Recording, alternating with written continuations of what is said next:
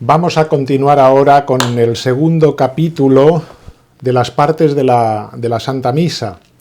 En el primer capítulo de estas partes de la Santa Misa vimos hasta la oración colecta, parte de la antemisa.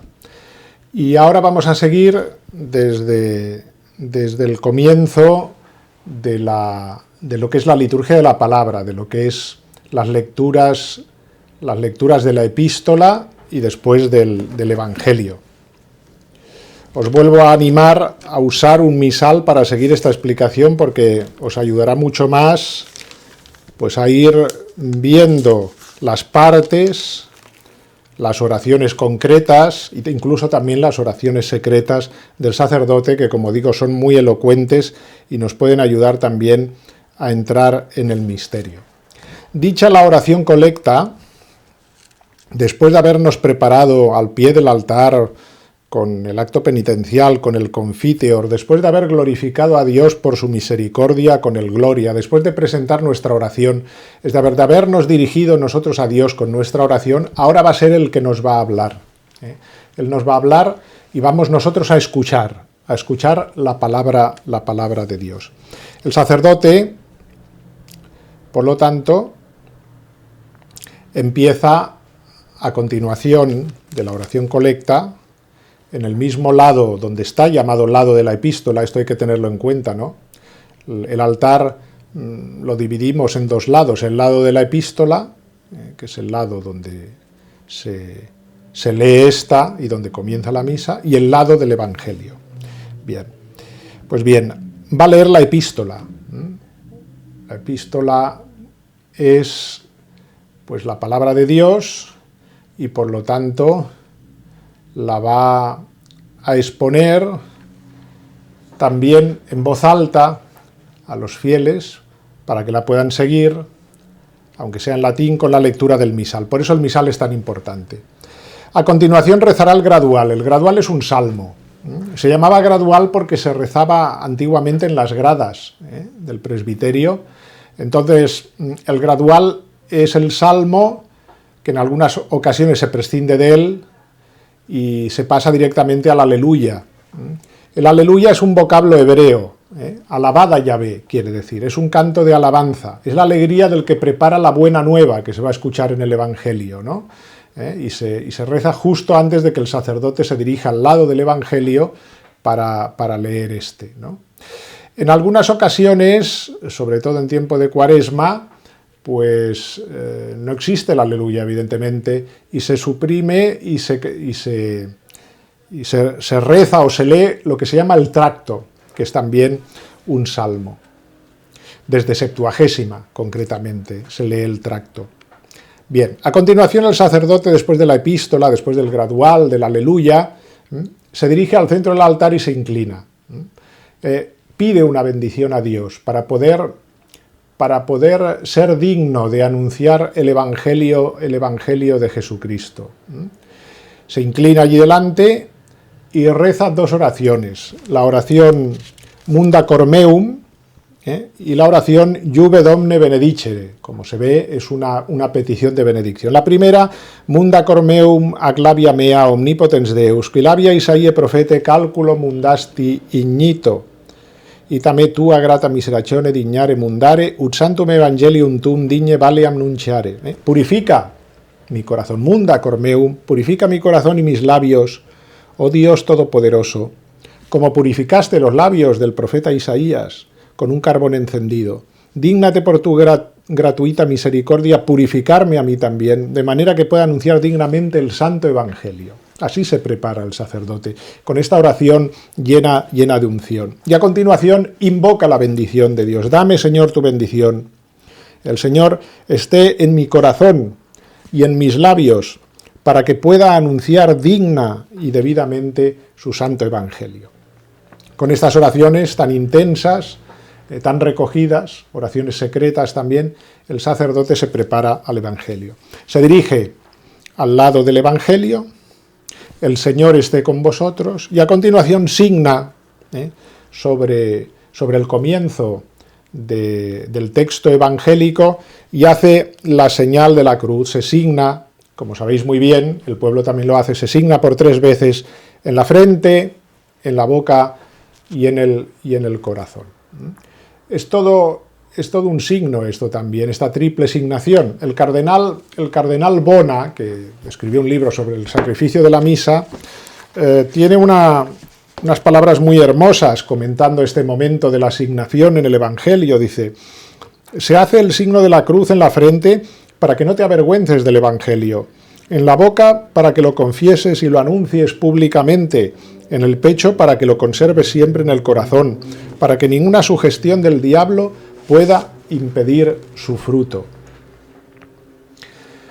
Leído el Evangelio, a continuación el sacerdote se dirige a hacer la homilía, a predicar al pueblo de Dios.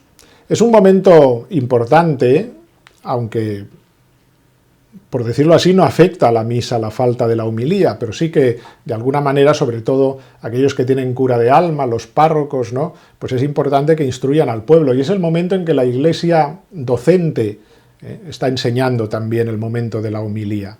Por eso, a continuación, cuando el sacerdote acaba la predicación y vuelve al centro del altar, y si es solemnidad, recita el credo, el símbolo de la fe, este credo se convierte entonces en, como podríamos decir, en una respuesta de la fe a lo que nos ha transmitido la Iglesia. La Iglesia nos ha enseñado por medio de la homilía, y ahora nosotros aceptamos esa fe que la Iglesia nos ha transmitido, ¿no?, y recitamos el credo como acto de adhesión a la fe católica.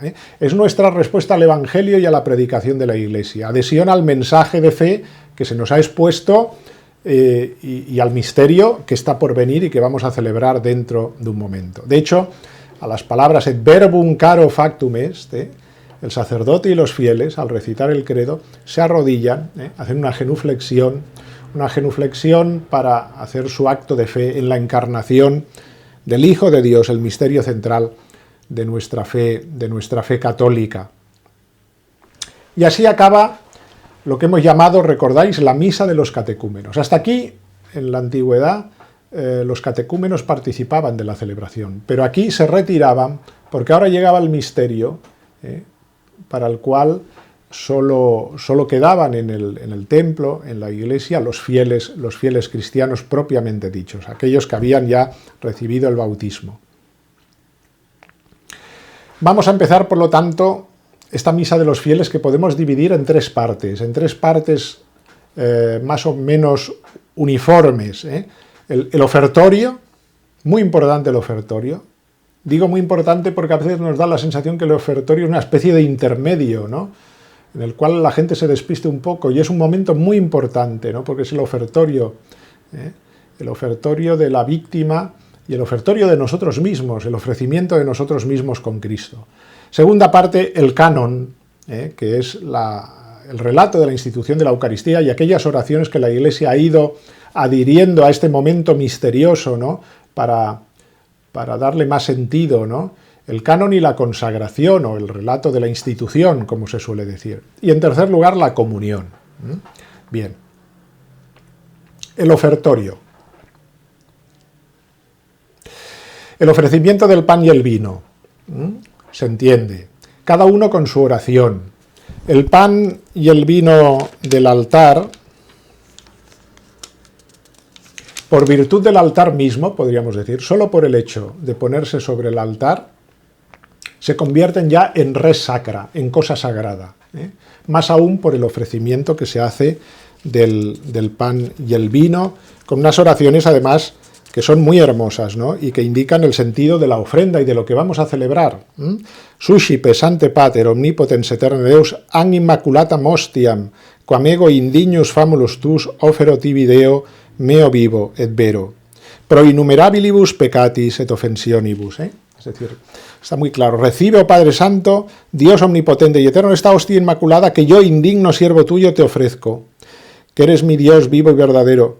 Y te la ofrezco, y aquí queda muy claro el sentido y la finalidad del sacrificio que vamos a ofrecer, por mis innumerables pecados, ofensas y negligencias, y por todos los presentes, y también por todos los fieles cristianos vivos y difuntos, a fin que a mí y a ellos nos aproveche para la salvación y la vida eterna. Esta es la oración de ofrenda del pan.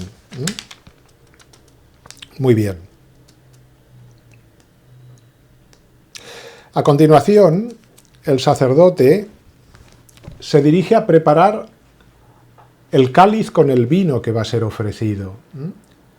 Esto es importante porque aquí hay un signo que nos puede pasar desapercibido, pero que es muy elocuente y que es muy antiguo, la gota de agua que el sacerdote deposita en el vino. San Ireneo ya habla de esta costumbre y dice que significa la unión de Cristo con su iglesia. El vino es Cristo, la gota que se disuelve, ¿no? Y que de pronto se hace agradable a Dios como ofrenda, porque se presenta con Cristo, somos nosotros, es la iglesia, representa a los fieles de alguna manera.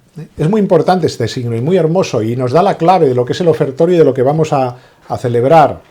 En su libro Historia de la Misa de François Amiot, él recoge dos textos que comentan este rito tan hermoso, ¿no? Es una cita primero del cardenal Mercier, que dice: yo soy la pequeña gota de agua absorbida por el vino de la misa, y el vino de la misa se vuelve sangre del hombre Dios, y el hombre Dios está esencialmente unido a la Santísima Trinidad.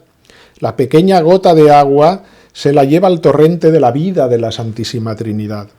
¿Será jamás bastante pura, bastante limpia, la pequeña gota de agua destinada a participar en el sacrificio de la misa? Qué hermosas palabras, ¿no? Para prepararnos al misterio que se celebra con este rito. Y también unas palabras de San Cipriano al respecto, porque nos lleva a todos en él, al depositar esa gota que somos nosotros en el vino, nos lleva a todos en él, dice San Cipriano. Él, que cargó incluso con nuestros pecados, vemos representados ahora en el agua a todos los pueblos y en el vino a la sangre de Cristo. Al mezclarse el agua con el vino en el cáliz, el pueblo se asocia a Cristo. Si solo se ofreciera vino, la sangre de Cristo se haría presente sin nosotros. Si solo se ofreciera agua, el pueblo estaría sin Cristo. Bueno, pues creo que es una preparación estupenda esta meditación, ¿no?, que podemos hacer cada día al respecto para prepararnos en el ofertorio. Hay que decir una cosa importante, ¿no?, muy importante. El Concilio Vaticano II, en su Constitución Sacrosanctum Concilium sobre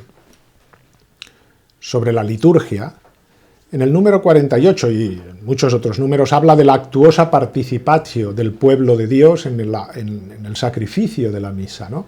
A veces esto se ha reducido a una cosa como muy banal, y a veces muy disolvente incluso de la sacralidad de la celebración, y es que parece que la participación activa, actuosa participatio, que decía el concilio, ha debido convertirse necesariamente en una actuación de los fieles que participan haciendo cosas en la celebración, ¿no?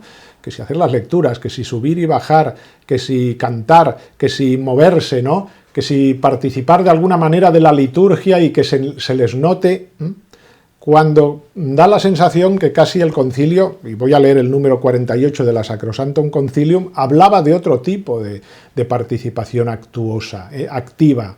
No se refiere a movimiento, se refiere a ofrecimiento de la propia vida en el sacrificio, cuando pide esta participación activa. Dice el número 48 de la Sacrosanctum Concilium: la Iglesia, con solícito cuidado, procura que los cristianos no asistan a este misterio de la fe como extraños y mudos espectadores, sino que, comprendiéndolo bien a través de los ritos y oraciones, participen conscientes, piadosa y activamente en la acción sagrada, sean instruidos con la palabra de Dios, se fortalezcan en la mesa del cuerpo del Señor, den gracias a Dios, aprendan a ofrecerse a sí mismos al ofrecer la hostia inmaculada, no solo por manos del sacerdote, sino juntamente con él, y se perfeccionen día a día por Cristo mediador en la unión con Dios y entre sí, para que finalmente Dios sea todo en todos. Son unas palabras muy, muy hermosas, y que se han interpretado muchas veces mal sin darnos cuenta cómo puede participar activamente un fiel con su entrega, con la entrega de su trabajo, de su vida, de sus luchas sobre el altar con Cristo. Pues bien, este es el sentido verdadero, ¿no?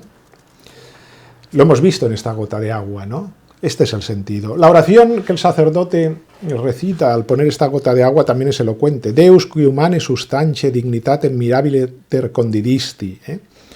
Y sigo en castellano. Oh Dios, que maravillosamente formaste la dignidad de la naturaleza humana y la restauraste más maravillosamente, danos por el misterio que representa la mezcla de este agua y de este vino, participar de la divinidad de Jesucristo, Hijo tuyo y Señor nuestro, pues Él se dignó participar de nuestra humanidad, el cual, siendo Dios, vive y reina contigo en la unidad del Espíritu Santo, por los siglos de los siglos. Amén. Bien, preparada la ofrenda del vino, el sacerdote lo ofrece. Oferimus tibi Domine, ofrecémoste, Señor, el cáliz de la salud, implorando tu clemencia, para que suba con suave fragancia hasta la presencia de tu divina majestad. Tenemos las ofrendas ya sobre el altar, y a continuación el sacerdote se inclina delante de las ofrendas que ya tiene preparadas y hace la oración in spiritu humilitatis, et in animo contrito. Recíbenos, Señor, al presentarnos a ti con espíritu humillado y corazón contrito, y el sacrificio que hoy te ofrecemos, oh Señor, llegue a tu presencia de manera que te sea grata. A continuación, el sacerdote bendice con la oración Veni Sanctificator. Es como una especie de pequeña epíclesis. Epíclesis en griego, invocación. ¿Invocación de quién? Del Espíritu Santo, ¿no? Para que ya de alguna manera realice una previa santificación de estas ofrendas antes de la consagración, para sustraer el pan y el vino de su uso común, ¿no? Y así dice la oración Veni Sanctificator, omnipotens eterne, Deus, et benedic hoc sacrificium tu santo nomini preparatum. Bien, en las celebraciones solemnes hay la costumbre de incensar la oblata. Es una costumbre de origen carolingio también, de la Iglesia galicana. Como dijimos, hay muchos ritos de la Iglesia galicana que pasaron también al rito romano. Entre ellos este de la incensación, que siempre es un símbolo de las oraciones del pueblo que se elevan a Dios como el humo del incienso, ¿no? alabando y glorificando a Dios. Después de esto, preparadas las ofrendas, el sacerdote va a hacer una ulterior purificación antes de entrar, por decirlo así, en el misterio de la fe, en la celebración de lo esencial de la Santa Misa, ¿no? Y se acerca al lado de la epístola para purificarse las manos, ¿no? Y recitar el Salmo 25. Lavabo inter innocentes manos meas, invocando, pues con este salmo, que Dios purifique, pues, al sacerdote de sus pecados y pueda ser digno. Vuelve al centro del altar y vuelve hacer una última oración de ofrecimiento. Es la última que va a hacer ya antes de entrar en lo que es propiamente el canon y antes el prefacio. Suscipe Santa Trinitas, recibe Santa Trinidad esta oblación que te ofrecemos en memoria de la pasión, resurrección y ascensión de Jesucristo nuestro Señor. Es una oración esta que nos sitúa muy bien en lo que es la celebración. Y en honor de la bienaventurada siempre Virgen María y de San Juan Bautista y de los santos apóstoles Pedro y Pablo, y de todos los santos, para que a ellos les sirva de honra y a nosotros nos aproveche para la salvación y se digne interceder por nosotros en el cielo a aquellos cuya memoria veneramos en la tierra. Bien. Dicho esto, el sacerdote besa el altar y se vuelve hacia los fieles, invitándoles a la oración. Orate fratres. Orate fratres, ut meum ad vestrum sacrificium acceptabile fiat apud Deum Patrem omnipotentem, dice estas oraciones el sacerdote. Orad, hermanos, para que este sacrificio mío y vuestro sea agradable a Dios Padre Todopoderoso. De alguna manera es como si se volviese por última vez al pueblo, como si se despidiera de los que participan de la misa con él, antes de sumergirse, de zambullirse en la parte más sagrada de la misa. Como si antes de entrar en el Sancta Sanctorum reclamara las oraciones de todos los fieles, ¿no? Orad, hermanos, y los implicase, este sacrificio mío y vuestro, ¿no? Este sacrificio mío y vuestro. Y la respuesta del pueblo también es muy hermosa, ¿no? Implicándose de ello, de lleno en el sacrificio, ¿no? Suscipiat Dominus sacrificium de manibus tuis, reciba al Señor de tus manos este sacrificio en alabanza y gloria de su nombre, y también para utilidad nuestra y de toda su Santa Iglesia. Define muy bien, además, esta respuesta los fines de la Santa Misa, para alabanza y gloria de tu nombre, y también para nuestra utilidad y la de toda la Santa Iglesia. Y ya vemos al sacerdote iniciar la oración secreta, oración que hace en secreto, presentando por última vez los dones y ya cercano al misterio. Es entonces cuando se recita el prefacio. El prefacio, que varía según el tiempo o la fiesta, que es una de las partes variables, ¿no?, de la misa. Prefacio quiere decir prefacere, ¿no?, antes de la acción. Es una invitación a prepararnos a la acción propiamente, ¿no?, a la consagración. Prefacio es prepararse al acto en sí. Es una invitación a elevar el corazón a las cosas del cielo. Sursum corda, dice el sacerdote, ¿no? Elevemos el corazón. Nos invita a sacudirnos las preocupaciones temporales para adentrarnos en la contemplación del misterio. Es un canto, por decirlo así, de acción de gracias y de alabanza, el prefacio a Dios, que se finaliza con ese himno maravilloso que es el Sanctus, ¿no? Sanctus, Sanctus, Sanctus. Es una expresión esta de alabanza que viene del cielo, porque este Sanctus, Sanctus, Sanctus es el cántico que el profeta oyó a los ángeles en su visión del cielo, el profeta Isaías, y está unida a otra que viene de la tierra, Hosana, que es la aclamación al Mesías en su entrada a Jerusalén. Por lo tanto, este himno, Sanctus, Sanctus, Sanctus, es como una bienvenida al Señor que está a punto de hacerse presente, ¿no? Bendito el que viene en nombre del Señor. Y el sacerdote se inclina, y después, pues el monaguillo ya toca la campana y enciende la vela que indica que el Señor va a estar presente entre nosotros, y el pueblo se pone de rodillas a continuación cuando va a empezar el canon. Por lo tanto, es una preparación ya inmediata al canon que veremos ya en el próximo capítulo, que será el último, donde continuaremos con el canon romano, este canon de tradición antiquísima, no de época apostólica, que es una joya que posee la Iglesia, ¿no?, que, como dijimos ya en su momento, pues ya desde Gregorio Magno tenemos este canon tal como se reza hoy en la misa. Desde entonces no se ha operado ningún cambio en él, por lo tanto es una joya de la antigüedad cristiana, con una tradición impresionante y que es un verdadero tesoro para la Iglesia y para todos los fieles, y que vamos a intentar pues ir desmenuzando poco a poco hasta llegar a la comunión, y en el próximo capítulo pues acabar ya estas partes de la celebración de la misa.